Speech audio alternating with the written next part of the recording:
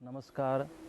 सबके हृदय में चैतन्य स्वरूप से विराजमान परम कृपालु परमात्मा को प्रणाम करता हुआ आप सभी दिव्य आत्माओं को सप्रेम जय गुरुदेव। और मुझे बहुत ही प्रसन्नता है कि निष्कलंक धाम सतपंथ चैरिटेबल ट्रस्ट फैजपुर के द्वारा निष्कलंक धाम में यहाँ पर बहुत ही जल्द तुलसी हेल्थ केयर सेंटर की शुभ शुरुआत होने जा रही है। इस तुलसी हेल्थ केयर सेंटर का कार्य यहाँ पर प्रगति पथ पर है और बहुत ही जल्द कुछ महीनों में यह हेल्थ केयर सेंटर आप सबकी सेवा में उपलब्ध होगा। यहाँ पर हेल्थ केयर सेंटर के द्वारा हमारे सबके स्वास्थ्य के लिए, निरामय आयु के लिए कोशिशें की जाएगी। हेल्थ केयर सेंटर के द्वारा यहाँ पर इस विचारधारा से प्रेरित होकर कार्य किया जा रहा है कि पहला सुख निरोगी काया हमारा पहला सुख है और मैं मानता हूँ अंतिम सुख भी यही है, निरोगी काया। अगर हमारी काया निरोगी होगी, शरीर स्वस्थ होगा तो जीवन को जीने का आनंद भी हम प्राप्त कर सकते हैं। यहाँ पर शरीर स्वास्थ्य के लिए भी कार्य होगा और यहाँ पर मन स्वास्थ्य के लिए भी कार्य किया जाएगा। आयुर्वेद के द्वारा, नेचुरोपैथी के द्वारा, योग प्राणायाम के द्वारा और भी जो हमारे आयुर्वेद ने पंचकर्म हैं, जो भी हमारी मूल उपचार पद्धति है, उन उपचार पद्धतियों का उपयोग करते हुए अच्छा स्वास्थ्य और मानसिक स्वास्थ्य देने की कोशिश यहाँ पर हम कर रहे हैं। और यहाँ पर उन सेवाओं को देने के लिए अच्छी से अच्छी व्यवस्था देने की कोशिश ट्रस्ट के द्वारा यहाँ पर की जा रही है।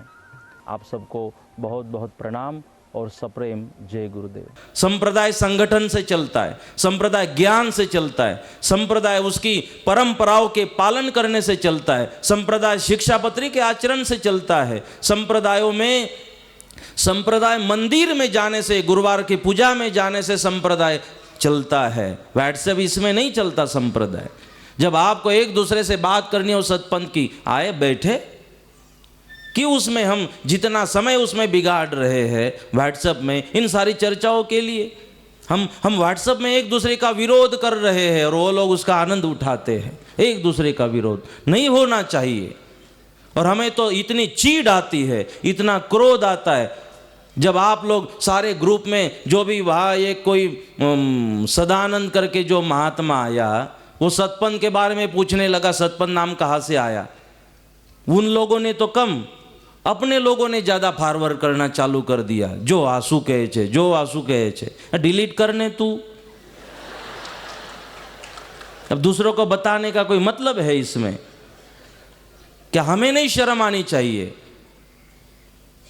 मेरे ऊपर तो हैंग हो जाता है मोबाइल, सब मेरे ऊपर, जो गुरुजी आंसू कहे छे, पहले मेरे पास ही आता है कौन शू कहे छे।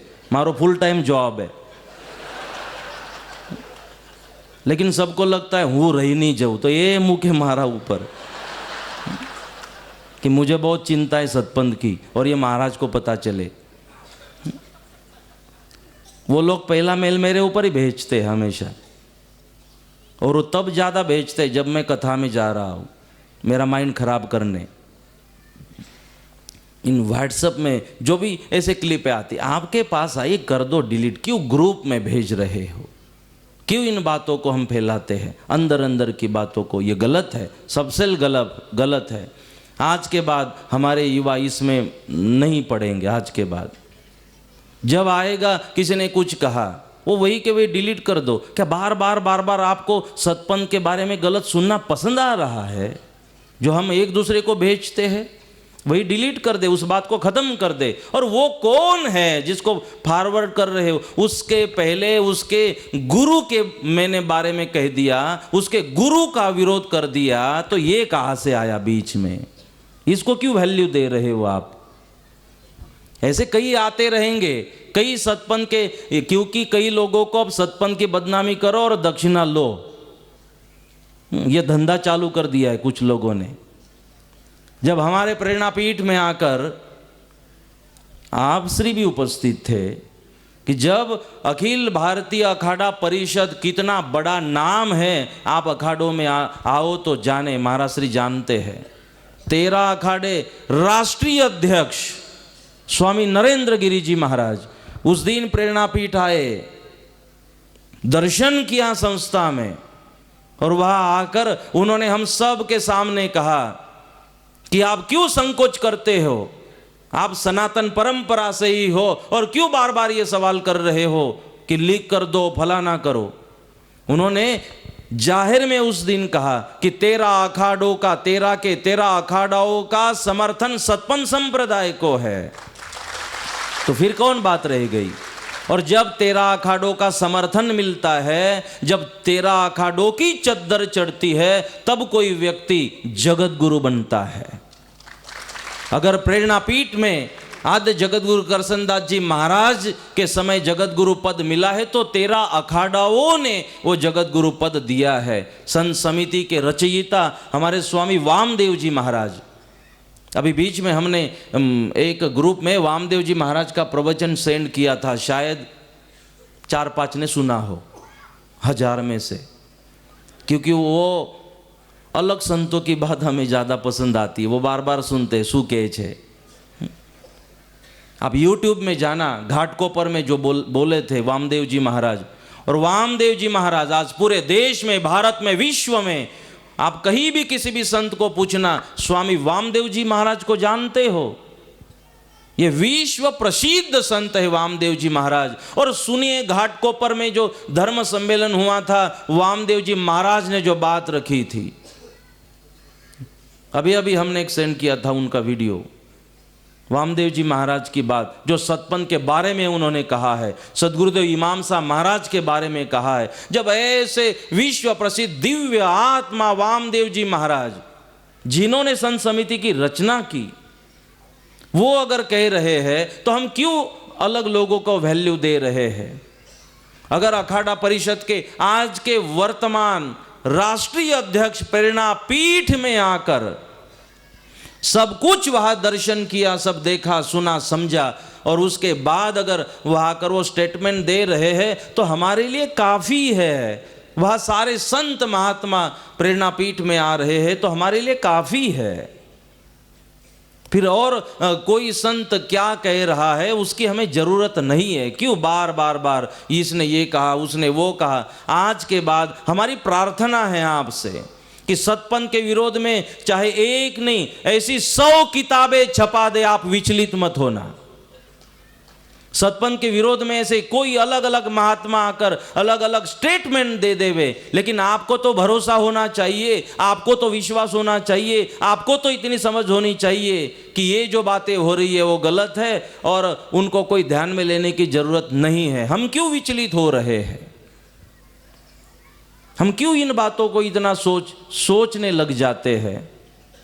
इसीलिए मैं खुद निर्मल अखाड़े से महामंडलेश्वर हूँ, और मैं जब महामंडलेश्वर 2013 में बना निर्मल अखाड़े के द्वारा, तब 13 अखाड़ाओं ने मुझे चद्दर विधि दी है। 13 अखाड़ाओं के श्री महंतों ने, कोई महामंडलेश्वर स्वामी जी महामंडलेश्वर है, तो ये महामंडलेश्वर अखाड़े में तब बनते हैं जब 13 अखाड़ाओं की अनुमति हो। हाँ, जगत गुरु भी 13 अखाड़ों की मर्जी से बनते हैं।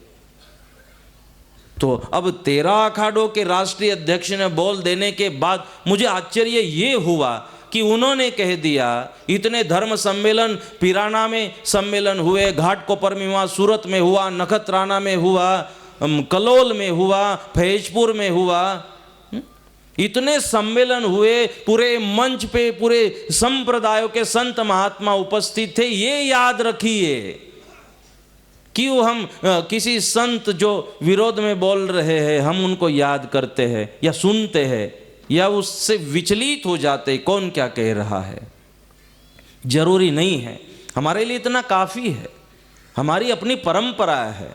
अगर इमाम साहब जी महाराज हिंदू धर्म में कुछ गलत इरादे से आते तो इरादा कर भी लेते, काम कर लेते अपना, लेकिन उन्होंने अपने दादा परदादाओं को भ्रष्ट नहीं किया। और कुछ जो सतपंथ के ऊपर आक्रमण बीच में हुआ था, अगर भारत में उन लोगों का प्रभाव इतना रहा कि राम मंदिर तोड़ने की जरूरत हुई भारत में, जो करोड़ों करोड़ों हिंदुओं का स्थान है, वहां इन लोगों की हिम्मत हुई। उन दिनों जो हिंदू धर्म के जो संप्रदाय के जो स्थान थे वहां पर आक्रमण किया गया, लोगों की, हिंदुओं की मानसिकता बदलने की कोशिश की गई। लेकिन इन चीज़ों के बाद में जब आद्य जगत गुरु करसनदास जी महाराज आए, कुछ बातें उनके ध्यान में आई कि हमारी परंपरा अलग है, मूलबंध अलग कह रहा है और थोड़ी कुछ बातें अलग चल रही है, तो कर दिया ना बदलाव उन्होंने। आद्य जगत गुरु करसनदास जी महाराज ने आदेश दिया, सतपंथियों ने आदेश का पालन किया, जो जरूरी था उन्होंने कर देने के बाद अब करसनदास महाराज पर हमारा भरोसा होना चाहिए। इतने संतों ने अपने जीवन का पूरा समय दिया, इसीलिए हम आज के बाद एक साथ होकर, संगठित होकर हम सतपंथ की सुरक्षा के लिए हम कोशिश करेंगे, अपना समय देंगे। आज के प्रोग्राम का नाम है सतपंथ एक शाम। आज की शाम सतपंथ के नाम है, लेकिन आज की शाम के बाद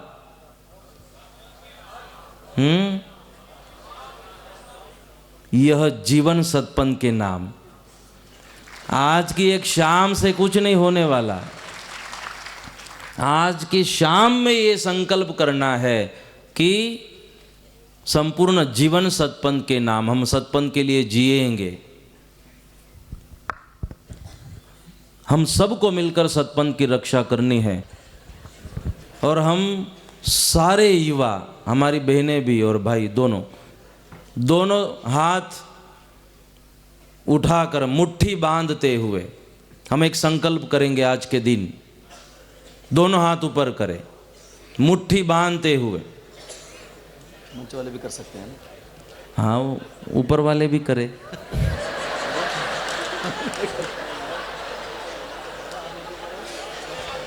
दोनों हाथ, मैं एक ही करूंगा।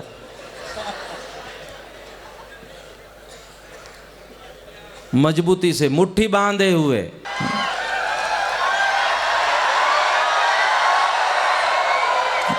हाँ जुओ ने, હવે ભૂગા જ કાઢી નાખશું આપણે। दोनों हाथ ऊपर एकदम सीधे, और हम आज यह संकल्प कर रहे हैं, हम सतपंथी थे, हम सतपंथी है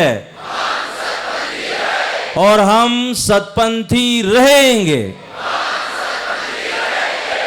हम सब ने संकल्प करना है आज के बाद, चाहे कोई कितनी किताबें छपाए, कितनी बदनामी करे और कितना कुछ करने की कोशिश करेंगे, हम विचलित नहीं होंगे।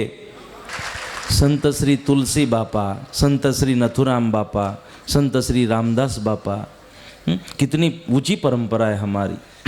उन लोगों ने इतना सब जीवन सतपंथ के लिए दिया, कुछ तो होगा इस परंपरा में। हम बापा की सुने, हम अपने संतों की सुने, अपनी परंपराओं के जो संत हैं उनकी सुने, हम अपने ग्रंथों की सुने। उन लोगों की सुनने की कोई हम किसी को ज़रूरत नहीं है। और आज इस कथा में हमारे पूरे युवाओं को मजबूत बनाने का काम यहाँ पर किया है। इसलिए अगर आप चाहते हो सतपंथ मजबूत बने, चाहते हो नहीं चाहते, इसीलिए तो आज यहाँ उपस्थित हो। हम हमेशा के लिए संगठित रहेंगे। अपने अपने गाँवों में जो मंदिर है, उस मंदिर की जो प्रतिष्ठा है, जो सम्मान है, उसे हम बनाए रखेंगे। वहाँ मंदिर में जब जब हमें समय हो, कुछ काम होने से अलग बात है, लेकिन जब जब समय हो तब हम मंदिर जाए, गुरुवार की पूजा में जाए, जहाँ पूजा हो। नहीं तो पूजा होती है, हालो बापा તમે જઈ આવો, આને નરેન્દ્ર મોદીજીનો ફોન આવવાનો છે પાછળ,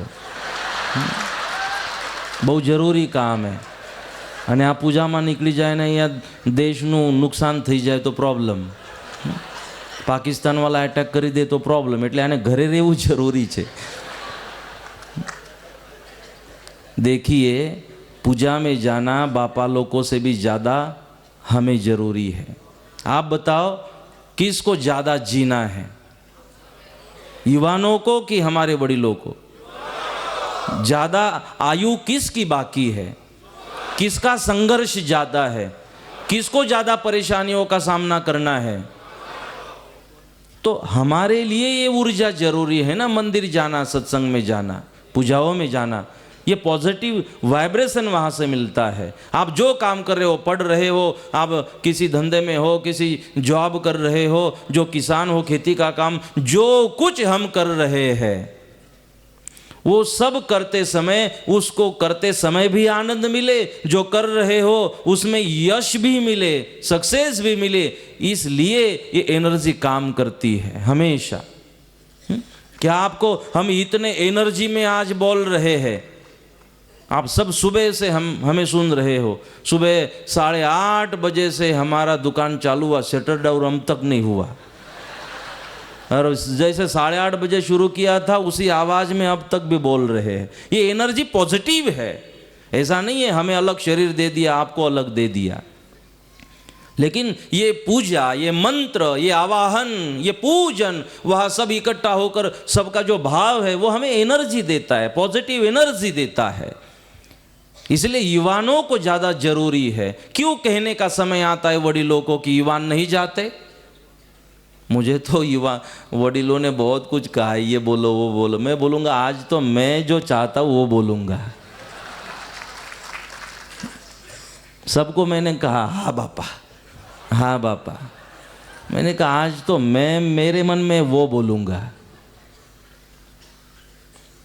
क्योंकि हमारे वडीलों को हमारी चिंता है, इसलिए वो चिंता करते इन बातों की, वो गलत नहीं है।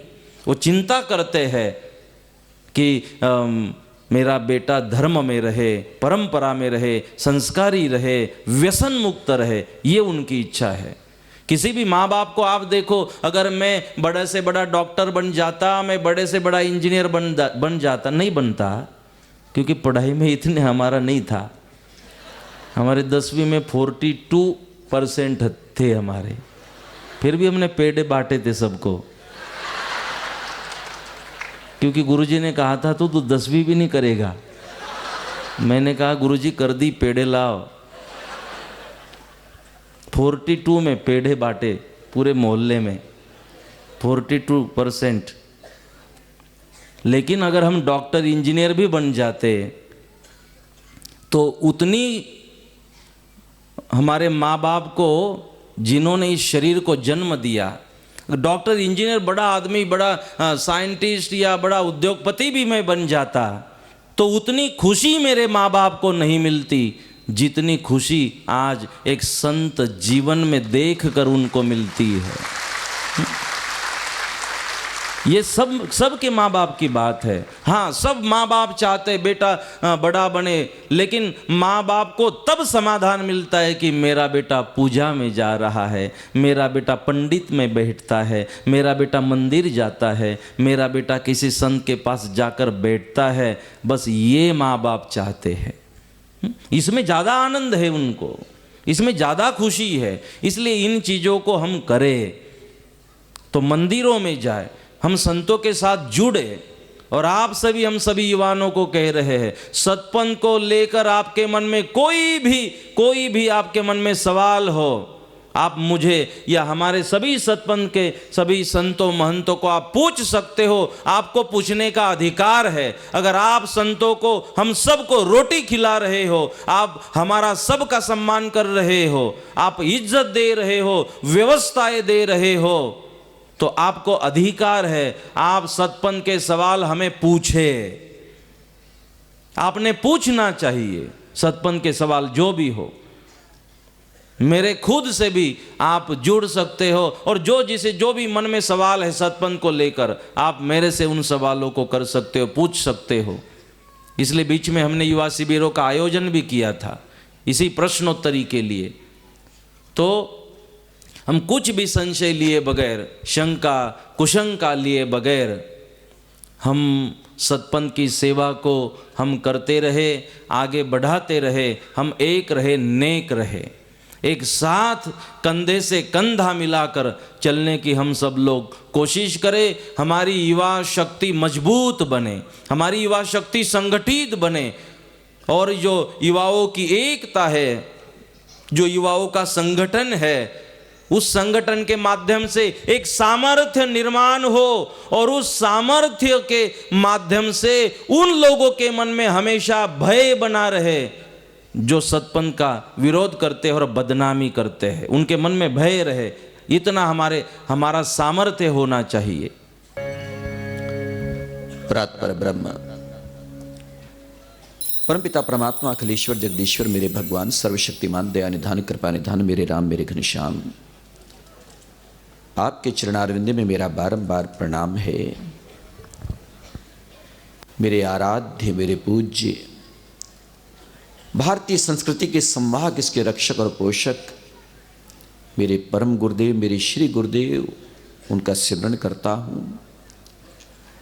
और इसी परंपरा में शताब्दियों पूर्व एक महामानव इस धरा पर आए, उस सर्वशक्तिमान के मेरे भगवान के दूत बन करके आए, उसके फरिश्ते बन करके आए और उसके पैगाम को धरती पर लाए। क्या था संदेश उसका? मिलजुल करके रहना है, प्रेम प्यार से रहना है, जीवन की वास्तविकता को समझना है, किसी का दिल नहीं दुखाना है, अपने आप को अच्छी राह पर चलाना है, जन्म और जीवन को सार्थक करना है, भेदभाव से ऊपर उठ जाना है। वो संदेश जो इस धरती पर ले आए, उस सर्वशक्तिमान का, उस भगवान का, पार ब्रह्म परमेश्वर का, उस संदेश को धरती पर लाने वाले उस दिव्य महामानव को मैं प्रणाम करता हूं। और वो महामानव, वो फरिश्ते, वो परमात्मा का दूत, उन्हीं का रूप बाबा इमाम शाह जी महाराज, उनका स्मरण करते हुए, उनको वंदन करते हुए, उनको वंदन, उनकी सारी परंपरा का अभिनंदन। इस समय हमारे बापा श्रीमद जगत गुरु सतपंथाचार्य श्री स्वामी कृष्णदास जी महाराज के बाद पूज्य चरण श्रीमद जगत गुरु सतपंथाचार्य श्री स्वामी नानक दास जी महाराज, और अब 23वें पूज्य बाबा नानक दास जी महाराज थे। 24वें अब हमारे उस गद्दी पर आए प्रेरणा पीठ पिराना संत ज्ञानेश्वर जी महाराज, आपकी यहां गरिमा में उपस्थिति है। और इसी के साथ जैसे अभी आप सुन रहे थे, ये प्यारा सा आयोजन, ये दिव्य मंडप और सुंदर दिव्य भव्य कार्यक्रम, व्यासपीठ को अलंकृत करने वाले, सतपंथ को दिग दिगंत तक पहुंचाने का संकल्प लेके चलने वाले, कि तन समर्पित मन समर्पित और ये जीवन समर्पित, मेरा इस राष्ट्र को, समाज को जीवन समर्पित है। हमारा जीना होगा, मरना होगा, हे सतपंथ आपके लिए, इस समाज के उत्थान और कल्याण के लिए, राष्ट्र के विकास और प्रगति के लिए, भारत के गौरव और सम्मान के लिए जिन्होंने अपने आप को न्यौछावर किया है, ऐसे हमारे प्यारे प्यारे पूज्य महामना महामंडलेश्वर श्री स्वामी जनार्दन हरि जी महाराज, आपको अब शरीर के नाते से बेशक से आप मेरे से छोटे हैं। मैंने एक बार स्वामी रामदेव को कहा था, पूज्य चरण श्री स्वामी मुरारी बापू जी, रामदेव और मैं तीनों मंच पर थे। स्वामी रामदेव जी मुझे बड़ा भाई मानते हैं, हमेशा उन्होंने कहा स्वामी धर्मदेव मेरे बड़े भाई, और हूं भी सही। लेकिन मैंने उन मंच से कहा कि मेरे छोटे भाई रामदेव, ऐसा मैंने नहीं कहा। मैंने कहा जिनका मैं बड़ा भाई लगता हूं। कुछ लोगों ने सोचा अपने मन में, यार ये कोई परिचय देने का कोई तरीका तो नहीं है। जिनका मैं बड़ा भाई लगता हूं ये कहने के बजाय अच्छा तो ये लगता है, ये कहते कि मेरे छोटे भाई बैठे हैं। मैंने कहा इनको अब छोटा कहने को मन नहीं करता, वही स्थिति इनके लिए है कि इनको छोटा भाई कहने को मन नहीं करता। जनार्दन हरि जी महाराज, जिनका मैं बड़ा भाई हूं, ऐसे हमारे प्यारे प्यारे स्वामी जी महाराज, आज का अपना उद्बोधन जो अभी आपने दिया, स्वामी जी ये ठीक है, मैंने ये पहली बार ऐसा सुना। लेकिन आपकी ओजस्विता, आपके हृदय की पीड़ा, आपके हृदय का दर्द मैं आप सबके बीच में कह देना चाहता हूं। हालांकि मैं इस व्यासपीठ को प्रणाम कर लूं, हमारे पूज्य चरण महाराज श्री बड़ी कृपा करके आपके दर्शन आज हुए और हमेशा होते रहते हैं। जय रामदास जी महाराज जी, और वर्तमान जब यहाँ गद्दी पर निशीन हुए हमारे सुनाम धन्य पूज्य चरण श्री चंदू बापा जी महाराज, आपके दर्शन आज दिन में भी हुए, और वो देवलोक में अभी गए।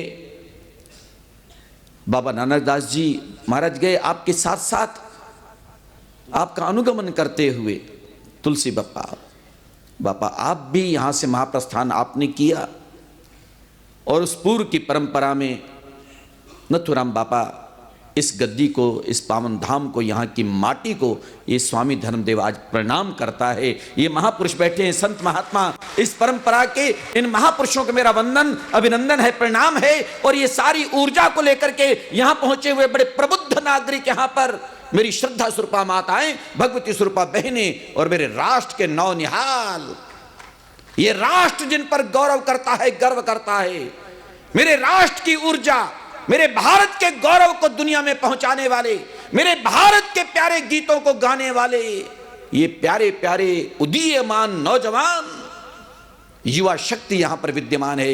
ये सन्यासी आपका भी अभिनंदन करता है, आपका भी साधुवाद देता है। आंख से आंसू गिरते हैं, ये मैंने एक बात सुनाई थी। आंख से आंसू गिरते हैं, बल्कि मैंने कहा था दो चीजें गिरती हैं आंख से, या तो आंसू गिरते हैं या कुछ लोग गिरते हैं। आंख से केवल आंसू नहीं गिरते, आंख से आंसू भी गिरते हैं और कुछ लोग भी गिरते हैं। आंसू गिरे तो कोई बात नहीं, पर आंख से इंसान नहीं गिरना चाहिए, आंख से आदमी का पतन नहीं होना चाहिए। उसके लिए उस गिरने वाले आदमी को सावधान होना चाहिए, उसको सतर्क होना चाहिए, कहीं ऐसे ना होने पाए कि मैं किसी की आंख से गिर जाऊं। तभी मैंने इस बात को पूरा करते हुए कहा था, आंख से जब आंसू गिरता है और मिट्टी पर गिरता है, जमीन पर गिरता है, तो आंख से गिरे हुए आंसू को उठाना बहुत मुश्किल। कोई है दुनिया में ऐसा कि आंख से आंसू गिरे रेत पर और उस आंसू को फिर उठा ले? उठ नहीं सकता। आंख से गिरा हुआ आंसू मिट्टी पर गिरता है और मिट्टी में मिल जाता है, उसे गिरे हुए को उठाया नहीं जा सकता। इसी तरह से जैसे आंख से गिरा हुआ आंसू मिट्टी पर गिरने से मिट्टी में मिल जाता है, उसे उठाया नहीं जा सकता। और इसी तरह से अगर कोई इंसान भी आंख से गिर जाता है तो वो भी मिट्टी में मिल जाता है, उसे उठाया नहीं जा सकता। इसलिए हमारा प्रयास रहे कि हम जिंदगी में कभी किसी की आंख से नहीं गिरेंगे। पर इसी संदर्भ में एक बात मैंने और भी कही थी, मुझे अब भी याद है। नौजवानों, युवाओं को मैंने ये बात कही थी, आज यहां पर युवाओं की संख्या है, तभी मेरे सिमरन में वो बात आई। मैंने कहा बेटा, अपनी जिंदगी में ये भी खास बात याद रखना कि मां बाप से बढ़ के कोई बड़ा देवता और हो नहीं सकता। मंदिर गुरुद्वारे जाते हो बहुत अच्छी बात है, देवी देवताओं के जाते हो बहुत अच्छी बात है। आज सवेरे महाराज जी जब मैं आया तो 12 बजे यहां जब आपकी कथा सुन रहा था ना, मेरे नैन खुद भर आए। 1-2 बार मैंने प्रसंग आपके सुने और देखा, नज़ारे भी देखे, यहां कुछ दृश्य भी प्रस्तुत किए गए, वो भी मैंने देखा, हृदय गदगद हो रहा था। आपने मां की महिमा भी आज गा रहे थे आप, और आपको सुनकर के मेरे मस्तिष्क में वो बात आ रही थी। और बच्चों, नौजवानों, आपसे कह देना चाहता हूं, मैंने पहले भी महाराज श्री के कार्यक्रम में एक जगह कहा था, लेकिन आज आपसे कहना चाहता हूं, आज इस धरती पर आने का सौभाग्य मुझे मिला। इस भूमि का वंदन अभिनंदन प्रणाम करते हुए आपसे मिलने का मौका मुझे मिल रहा है, आपसे बात करने का अवसर मिल रहा है, आप सुन रहे हैं, इसलिए मैं आपसे कह देना चाहता हूं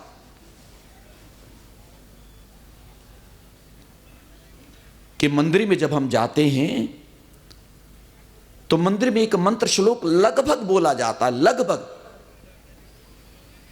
त्वमेव माता च पिता त्वमेव, अक्सर लोग बोलते हैं, लगभग बोला जाता है, त्वमेव माता च पिता त्वमेव, तुम ही मेरी मां हो, तुम ही मेरे पिता हो। ये लगभग मंदिर में तकरीबन लोग बोलते हैं। लेकिन जब भक्त कोई भगवान के मंदिर में खड़ा होकर भगवान के सामने बोलता है कि तुम मेरी माँ हो, तुम मेरे पिता हो, तो भगवान के होठों पर हल्की सी मुस्कान आती है और भगवान मुस्कुराते हुए फिर ये कहना चाहते हैं, बेटा जब मैं तेरी माँ हूँ, मैं तेरा पिता हूँ, तो तेरे घर में जो बैठे हैं वो तेरे क्या लगते हैं। ये हल्की सी वहाँ से मुस्कान आती है और ये पूछा जाता है भगवान के द्वारा कि मेरे मंदिर में आकर के ये कहने वाले कि त्वमेव माता च पिता त्वमेव, हे भगवान तुम मेरी माता हो, तुम मेरे पिता हो, तो तेरे घर में जो बैठे हैं वो तेरे क्या लगते हैं, यानी वो तेरे माता पिता, तूने मुझे माँ बाप कहा।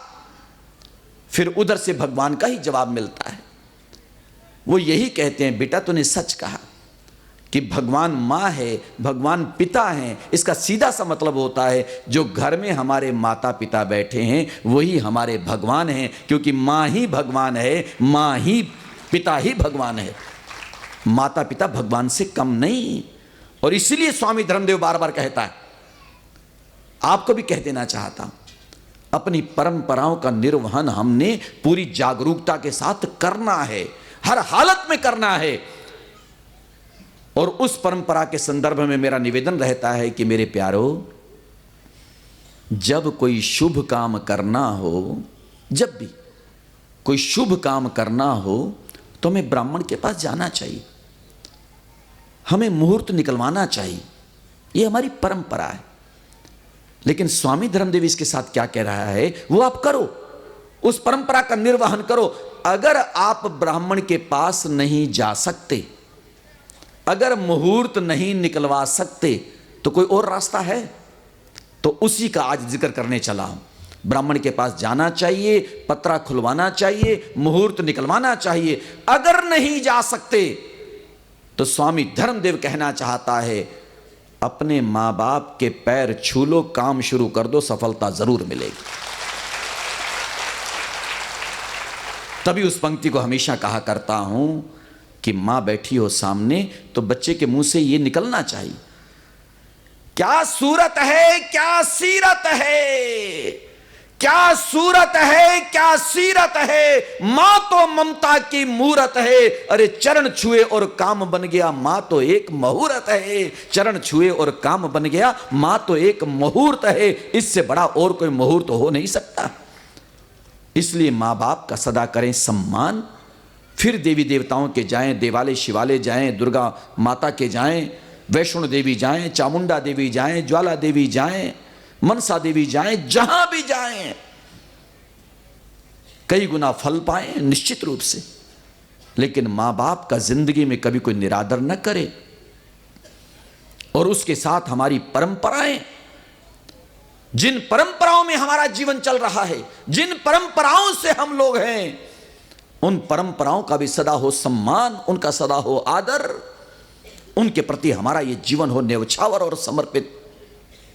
तीसरी बात, जिस राष्ट्र का गौरव हमको हमारे जीवन में प्राप्त है, जिस देश में हम लोग रहते हैं, जो हमारी माटी है, आज स्वामी धर्मदेव कहना चाहता है, मैंने कहा इस बात को, हमें गौरव है, गौरव कि हम भारतवासी हैं, हम हिंदुस्तानी, हमें गर्व है, हमें गर्व है कि हम हिंदुस्तानी, हम भारतवासी, हमें भारतीयता पर, भारत देश पर गर्व है। ऐसा प्यारा माद्रे चमन हमारा, हमको हमारी जान से प्यारा। और तभी स्वामी धर्मदेव बार बार कहता है, भारत का रहने वाला हूं, भारत की बात सुनाता हूं, भारत के गीतों को गाता हूं।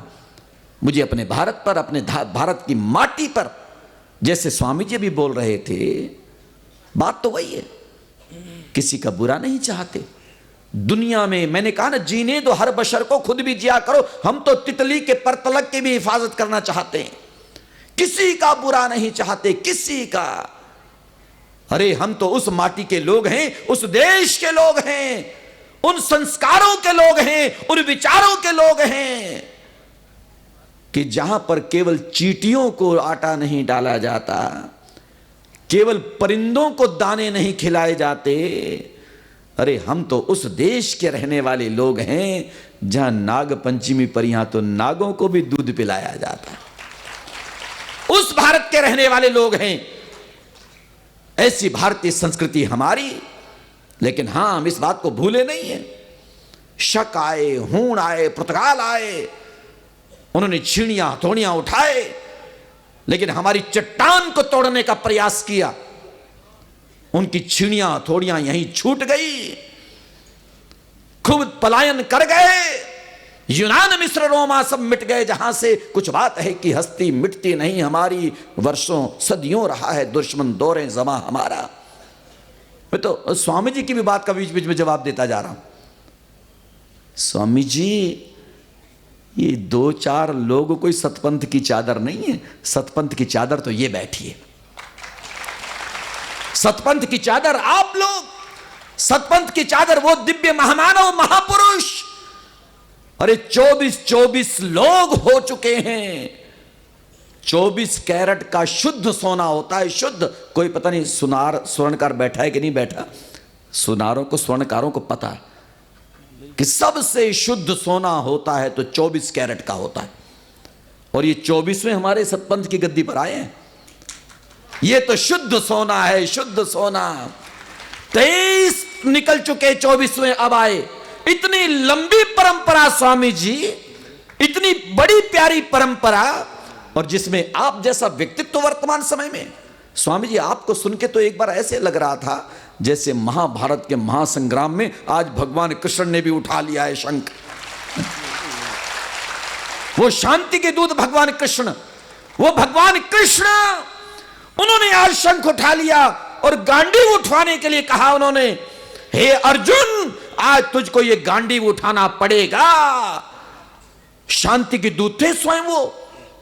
बिल्कुल वही नजारा मुझे दिख रहा था कि साक्षात महाराज जी कृष्ण का रूप बनकर के आप नजर आ रहे थे कि अपने भक्तों से गांडीव उठाने की बात, कि गांडीव उठाना पड़ेगा, तीर चलाना है तो चलाना पड़ेगा। यह संदेश उपदेश आज आपका। लेकिन महाभारत का महासंग्राम हुआ तो उसके बाद हुआ क्या? आखिर स्थापना तो फिर धर्म की हुई ना। ये महापुरुष जब आते हैं और परमात्मा का संदेश लाते हैं, आप तक पहुंचाते हैं, तो मुख्य मकसद यही होता है कि यदा यदा हि धर्मस्य ग्लानिर्भवति भारत अभ्युत्थानम् अधर्मस्य तदात्मानं सृजाम्यहम् परित्राणाय साधूनां विनाशाय च दुष्कृतां धर्म संस्थापनार्थाय संभवामि युगे युगे। ऐसा प्यारा संदेश इन महापुरुषों के द्वारा कि यहां तो धर्म की स्थापना के लिए, अधर्म के उन्मूलन के लिए आपका जीवन हुआ करता है। और उसी जीवन को जागरूक और सजगता के साथ जीने वाले हमारे पूज्य महामंडलेश्वर जनार्दन हरि जी महाराज, जो आज आपका संदेश में युवाओं को, नौजवानों को, इनके जीवन में, जहन में वो प्रवेश कर गया है। हमारी जिंदगी, हमारी श्वासें इस राष्ट्र और समाज के लिए, अपने संप्रदाय के लिए, और जो संप्रदाय, अंतिम शब्दों में, आज मैंने कहा ना मैं ज्यादा नहीं बोलूंगा, अंतिम शब्दों में कहना चाहता हूं, जो हमको जीना सिखाता है, जो जीवन की पद्धति देता है, जो जीना सिखाता है कि हमें व्यसन मुक्त जीवन को जीना है, हमें शुद्ध शाकाहारी बन के जीना है। एक दिन ऐसा निर्धारित हो जाना चाहिए, सबको पता हो भाई ये पूर्णमासी आएगी या ये कौन सा महीना होगा, वो निर्धारित करेगा पीठ, वहां से घोषणा होगी कि हर नौजवान, हर सतपंथ से जुड़ा व्यक्ति हर गली गली में निकलेगा, अपने शहर में निकलेगा। जैसे संघ वालों को हम देखा करते हैं, उनकी शोभा यात्रा निकलती है और वो पूरी गलियों और शहरों को नाप दिया करते हैं। ये पैदल निकला करेंगे। एक दिन कोई ऐसा निर्धारित हो, चाहे 3 महीने में हो, 6 महीने में हो, साल में हो, निर्धारित हो जाना चाहिए, निश्चित हो जाना चाहिए कि ये दिन है। उस दिन गणवेश जैसे होता है, वो संघ के लोग, हमारे प्यारे प्यारे जो देश के रखवाले हैं, वो जैसे संघ अपने गणवेश में होते हैं, आपका एक गणवेश बने, सतपंथ वेश बने। उस सतपंथ वेश में जैसे आपकी टोपी प्यारी सी, कोई भी वो सतपंथ का वेश और एक चिन्ह, एक प्रतीक, उसको लेकर के हाथ में ध्वजा, आज पूरे उस क्षेत्र में, पूरे प्रदेश में, पूरे देश में आज सतपंथ को चाहने वाले लोग निकलेंगे। और चाहे वो 2 घंटे का समय हो गया, हर जगह के लोग, चाहे वहां 2000 होंगे, 1000 होंगे, 5000 होंगे, लेकिन वो इस तरह से कर करके, कोई शहर ऐसा नहीं होगा, कोई गांव ऐसा नहीं होगा जहां उस दिन सतपंथ के नौजवान दिखाई नहीं देंगे, उनके हाथ में झंडा दिखाई नहीं देगा। नारे होंगे, जयकारे होंगे, और इस राष्ट्र और समाज को प्रेरणा होगी कि क्या है सतपंथ, ये क्या दे रहा है प्रेरणा, और इसका साहित्य बटेगा, लोगों को प्रेरणा मिलेगी। भारत का बच्चा बच्चा इस सतपंथ से जुड़ेगा और जुड़ने के बाद जीवन को जिएगा। मैं तो सही बात कहना चाहता हूं कि जीवन की पद्धति अगर कोई दे रहा है, जीवन का कोई तरीका और सलीका अगर कोई दे रहा है, तो हमारा प्यारा सतपंथ दे रहा है। जो जीना सिखाता है उसी का नाम सतपंथ है, जो जन्म और जीवन को सार्थक करता है उसी का नाम सतपंथ है, जो हमें हमारी परंपराओं से अवगत कराता है उसी का नाम सतपंथ है, जो राष्ट्र प्रेम की भावना हमारे जीवन में भरता है उसी का नाम सतपंथ है, जो माँ बाप और बड़ों का सम्मान करना सिखाता है उसी का नाम सतपंथ है, जो किसी का बुरा नहीं चाहता है उसी का नाम सतपंथ है। तो मेरे प्यारे, ऐसा प्यारा सतपंथ, इसका प्रचार हर नौजवान क्यों नहीं करेगा? निश्चित रूप से करेगा। और सतपंथ बढ़ना चाहिए, गली गली में बढ़ना चाहिए, देश देशांतर में बढ़ना चाहिए, और इसके कदम इस राष्ट्र के लिए गौरव को बढ़ाने वाले होंगे। इन उम्मीदों के साथ इस व्यासपीठ को प्रणाम करते हुए, वंदन अभिनंदन करते हुए, आप सबको अपना साधुवाद, सद्भावना, मंगल कामना, शुभ कामना अर्पित समर्पित करते हुए इतना कह के लेता हूं विराम। जय श्री राम। ओम श्री गुरुवे नमः। सबके हृदय में चैतन्य स्वरूप से विराजमान परम कृपालु परमात्मा को प्रणाम करता हुआ उपस्थित आप सभी दिव्य आत्माओं को सप्रेम जय गुरुदेव।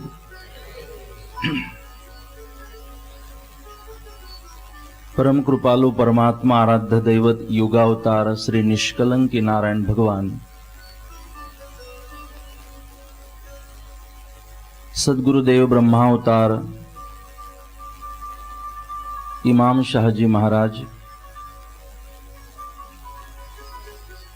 आद्य जगत गुरु सतपंथाचार्य करसनदास जी महाराज एवं वर्तमान हमारे प्रेरणा पीठाधीश्वर जगत गुरु सतपंथाचार्य नानक दास जी महाराज, सभी संत महात्माओं को प्रणाम करता हुआ उपस्थित हमारे सबके पितृओं को, वडिलों को प्रणाम करता हुआ यहाँ पर उपस्थित हमारे सभी वडिल, युवा मित्र, सभी माताएं बहनें, हमारी संगीत मंडली, जिनकी सर्विस साउंड की यहाँ पर मिल रही है, वह सभी संचालक, सभी कार्यकर्ता, आप सबको हृदय से प्रणाम करता हुआ, अभिवादन करता हुआ मैं धन्यवाद करूंगा आप सभी का कि आप सभी ने जिस हेतु को लेकर हम अपना जीवन व्यापन कर रहे हैं, आज उसी हेतु के कारण आप सब ने यहाँ पर हमें बुलाया है। और एक सौभाग्य मुझे आपके द्वारा प्राप्त हुआ है कि मैं जो तेजस्वी ओजस्वी ऐसी सतपंथ की परंपरा है, मैं उसके ऊपर थोड़ा कुछ कहूँ, आपसे बात करूँ। वैसे शुरुआत हो रही है, इसीलिए ज़्यादा अटेंशन में हो आप, लेकिन 2 दिनों तक इतनी अटेंशन जरूरी नहीं है। आप इतना अटेंशन में ना बैठे कि मुझे डर लग जाए कि कहीं हम पकड़े तो नहीं गए। ना आप जबरदस्ती आए हो, ना मुझे जबरदस्ती बुलाया गया है। आप अपनी मर्जी से और मैं अपनी मर्जी से आया हूँ, इसीलिए कोई ज़्यादा टेंशन वाली बात है नहीं। और मुझे भी क्लियर है क्यों मैं यहाँ आया हूँ, आपको भी पता है आप क्यों आए, इसीलिए हमें शू थसे, इसकी कोई टेंशन जरूरी नहीं है। और वैसे भी मैं कोई ज्ञान देने के हेतु, बहुत उपदेश करने के हेतु और उस हेतु से यहाँ नहीं आया हूँ। मेरी कोशिश है मैं आप सबके साथ बैठूं, ये तो मैं दिखाई दूं, इसलिए ऊंचा आसन है, मैंने और भी ऊंचा बना लिया।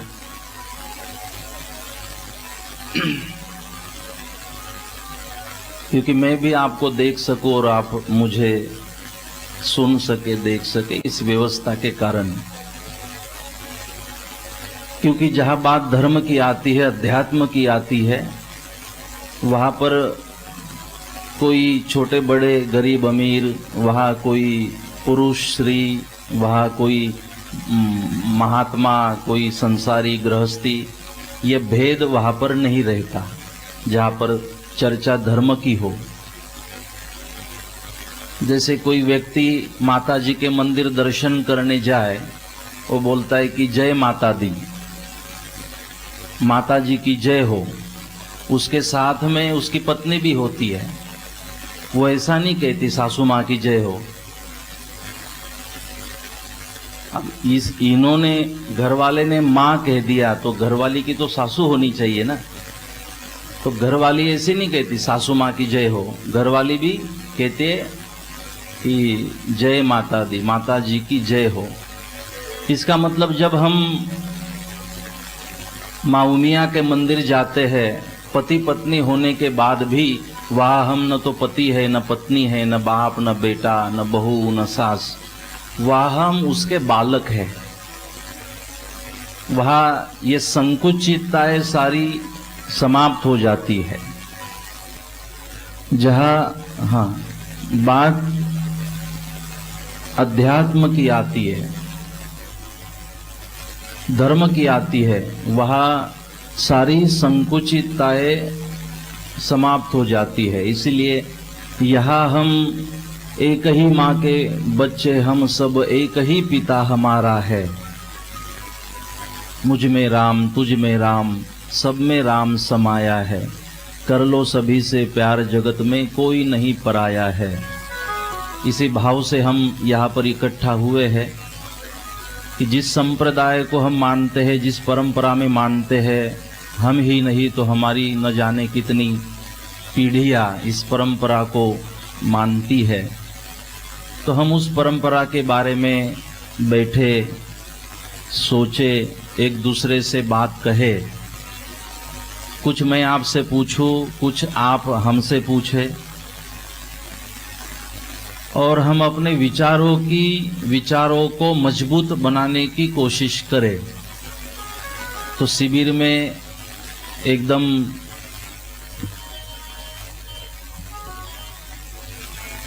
प्रेशर के साथ बैठने की आपको कोई ज़रूरत नहीं है। जैसे आप आसानी से बैठो और हम चर्चा के उद्देश्य को लेकर यहाँ उपस्थित है आप सबके साथ में। बीच बीच में पैरों में तकलीफ हो तो आप थोड़ा पैर लंबा कर सकते हो, हमें कोई दिक्कत नहीं है। आप जैसे बैठना चाहो बैठ सकते हो, मुझे कोई दिक्कत नहीं है और मुझे नहीं है तो संचालकों को भी नहीं होगी। मतलब बीच में कोई सूचना आपको नहीं आएगी कि टट्टार बैसो,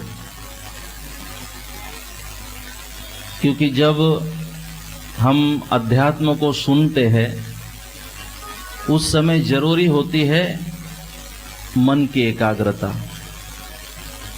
ये बातें शरीर से नहीं सुनी जाती, एकाग्रता से सुनी जाती है। तो पैरों का इसमें कोई लेना देना है नहीं। जो मैं बोल रहा हूँ इसमें पैरों का कोई संबंध नहीं है, इसमें संबंध है कानों का, इसमें संबंध है मन का। इसमें एकाग्रता से बस आप मेरी बातों को सुने। बीच में कभी आपको लगे कि आप हमें कुछ सवाल पूछना चाहते हैं तो आप सवाल पूछे और हम चर्चा करें, इसलिए मैंने इसको चर्चा कहा। तो आप बस आराम से बैठे। आज बैठना इसलिए जरूरी है, बैठना मैंने आपने एक दूसरे के साथ इसलिए जरूरी है कि हम बहुत सारे काम कर तो रहे हैं, बहुत सारे कार्य कर तो रहे हैं। जो कार्य, जो भक्ति, ये सब कुछ हम जो कर रहे हैं वो औपचारिकता न रह जाए, वो योग्य हो, वो सही हो, ये भी जरूरी है। तो इन 2 दिनों की जरूरत इसलिए है कि एक बार एक व्यक्ति बस से कहीं प्रवास में जाना था तो बस स्टॉप पर गया, देखा कि बस खड़ी है और बस में चढ़ने वालों की लाइन लगी है। थोड़ा ये आ रहा है विसल, थोड़ी आवाज कम कर दो, कोई बात। आवाज तो आ रही है ठीक से आपको?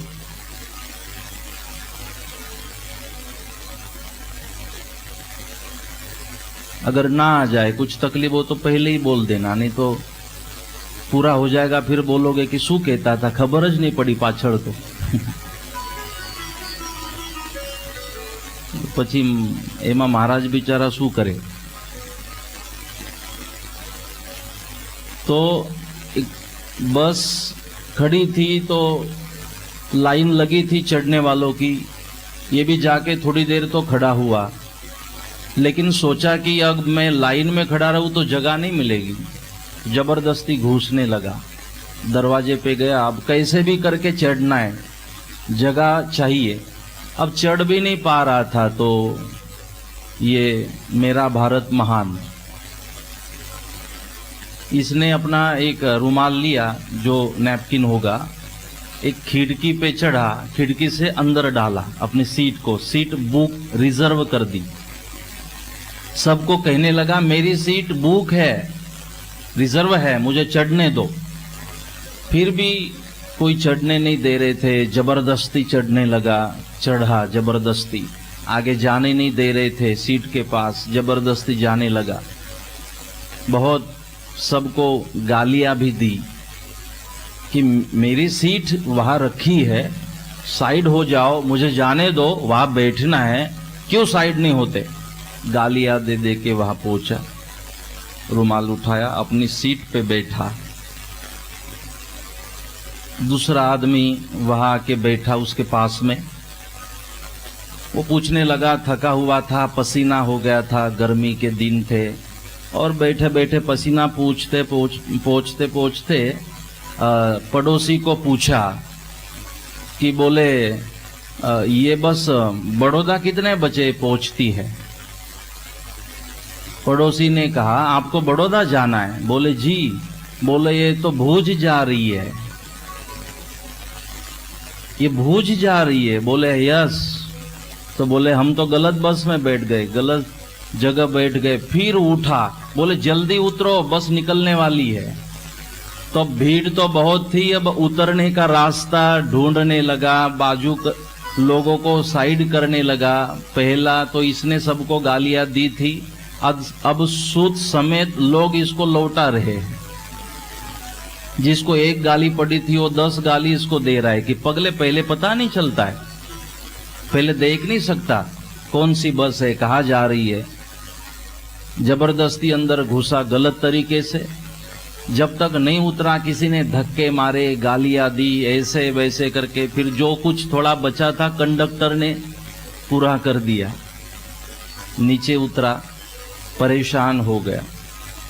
अब मुझे बताइए कि इसे जब ये बस स्टॉप पर आया था तो जरूरी पहले बोर्ड को, बस में बोर्ड लगा हुआ होता है, उसको पढ़ना पहले जरूरी था या सीट संभालना पहले जरूरी था? इसे पहले जरूरी था कि मैं पहले बोर्ड पढ़ लूं, मैंने भूज जाना है, हाँ ये बस भूज जा रही है, अगर मुझे जहां पहुंचना है वही ये बस जा रही है तो मैं बैठ जाऊं, जबरदस्ती बैठ जाऊं। बैठने की जगह न मिले तो खड़ा रहूं, खड़ा रहने की जगह नहीं है तो दरवाजे में खड़ा रहूं लटकता हुआ, लटकने की भी जगह नहीं है तो ऊपर जाके बैठ जाऊं, क्योंकि अब कंफर्म है कि ये बस भूज जा रही है जहां मुझे जाना है। लेकिन अगर जगह मिल भी जाती है बैठने की, लेकिन वो बस वहां जा ही नहीं रही जहां जाना चाहते हो, तो जगह मिलने का फायदा क्या है? तो हम बस में बैठने से पहले पता करें क्या ये बस वही जा रही है जहां मैं जाना चाहता हूं, तब आप फायदे में रहोगे, नहीं तो नुकसान तो आपने देख लिया। इसी तरह मैं बात कर रहा था बस की। अब बस दिमाग में से निकाल दो। बस का मतलब है सतपंथ। ये सतपंथ की हमारी बस, जिसमें बैठकर हमें वहां पहुंचना है जहां पहुंचने का हमारा उद्देश्य है। ये बस एक माध्यम है, आपको पहुंचना भूज है, लेकिन माध्यम तो चाहिए ना। फ्लाइट हो, हेलीकॉप्टर हो, आप बस हो, छोटी गाड़ी हो आपकी, आपको माध्यम तो चाहिए ना कुछ। तो सतपंथ एक माध्यम है। ये सतपंथ का ज्ञान, तत्व ज्ञान, ये शिक्षा पत्री, ये जो ज्ञान है, नियमावली है, आचार संहिता है, ये सतपंथ की बस, ये सतपंथ की विचारधारा एक माध्यम है। हमने इस विचारधारा को माध्यम बनाकर हमारा जो ध्येय है वहां पहुंचना है।